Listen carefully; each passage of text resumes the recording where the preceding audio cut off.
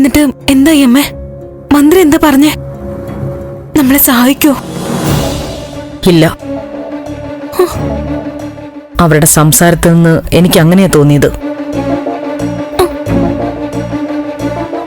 ഒരു കാര്യം ഉറപ്പാ, എല്ലാ രാഷ്ട്രീയക്കാരും ഏതാണ്ട് ഒരുപോലെയാ, സിദ്ധു ഒഴികെ. സ്വന്തം ഇമേജാ അവർക്കെല്ലാവർക്കും പ്രധാനം. കാണുമ്പോ അവർക്ക് 100 നാവാ. വിളിച്ചാ മതി, എന്തും ഞാൻ നടത്തിത്തരാം, എന്നൊന്ന് വിളിച്ചാ പോരായിരുന്നോ എന്നൊക്കെ. അപ്പൊ നമ്മളങ്ങ് സന്തോഷിക്കും. കാര്യത്തോടെടുക്കട്ടെ, അപ്പൊ കാണാം യഥാർത്ഥ മുഖം. അപ്പോ മിനിസ്റ്റർ നന്ദുന്റെ കാര്യത്തിൽ ഒന്നും ചെയ്യില്ലേ? ഞാൻ പറഞ്ഞതിന്ന് നിനക്ക് മനസ്സിലായില്ലേ? മോളെ, സിദ്ധു ഇപ്പൊ എല്ലാവർക്കും ഒരു ബാധ്യതയാ. പാർട്ടിയെയും നേതാക്കളെയും വെറുപ്പിക്കാൻ ആരും ആഗ്രഹിക്കുന്നില്ല. ഇതിൽ ഇടപെടാനുള്ള ബുദ്ധിമുട്ടുകൾ വളരെ ബുദ്ധിപരമായി മേരി തോമസ് അവതരിപ്പിച്ചു. എനിക്ക് മനസ്സിലായി മോളെ, നമുക്കിനി നമ്മളേ ഉള്ളൂ. ഒരവസരത്തിൽ ഞാൻ എല്ലാം വിളിച്ചു പറയാന്ന് വെച്ചതാ.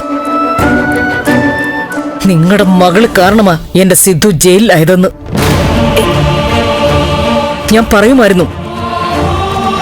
പക്ഷെ സിദ്ധു തന്നെ എന്റെ മനസ്സിലിരുന്ന് എന്നെ വിലക്കും പോലെ തോന്നി. തനൂജയെക്കുറിച്ച് മേരി തോമസ് പറഞ്ഞു. തനൂജ കൊടുത്ത പരാതി കയ്യിലിരിക്കുകയാണെന്ന്. ആ സമയത്ത് ഞാൻ വിധിയുടെ ഓരോ തീരുമാനങ്ങളെക്കുറിച്ച് ആലോചിച്ചത്. ഒരു പെൺകുട്ടി സ്വന്തം അമ്മ ആരാണെന്ന് കണ്ടുപിടിക്കാൻ അമ്മയ്ക്ക് തന്നെ അപേക്ഷ നൽകുന്നു. ആ അപേക്ഷയിൽ അമ്മ തന്നെ അന്വേഷണം നടത്തുന്നു. തനുജയുടെ കാര്യം എന്തെങ്കിലും ആവട്ടെ, നന്ദുനെ കണ്ടെത്താൻ നമ്മൾ എന്ത് ചെയ്യണം? എനിക്കറിയില്ല മോളെ. ചിലപ്പോ ഞാൻ പാപങ്ങൾ കുറെ ചെയ്തു കൂട്ടിയിട്ടുണ്ടാവും. അതൊക്കെ അനുഭവിക്കണമല്ലോ. സിദ്ധുവിനെ പോലെ ആവരുത് മനുഷ്യര്. ഈ ലോകത്ത് ജീവിക്കാൻ കൊള്ളില്ല എന്ന് മനസ്സിലാക്കി കള്ളവും വഞ്ചനയും ഒക്കെ പഠിക്കണമായിരുന്നു.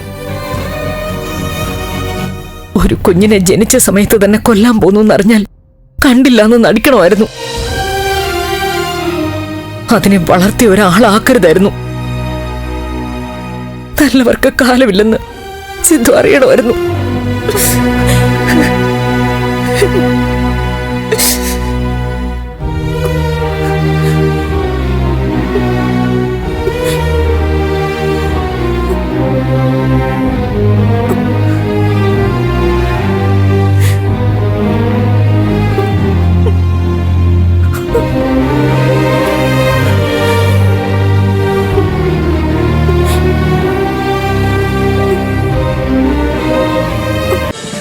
ഫ്ലവേഴ്സ് ഒരുക്കുന്ന കാഴ്ച വസന്തം യൂട്യൂബിൽ പ്രേക്ഷകർക്ക് ലൈവായി കാണാം. ഫ്ലവേഴ്സ് കോമഡിയിൽ ജോയിൻ ചെയ്യൂ, ആസ്വദിക്കൂ.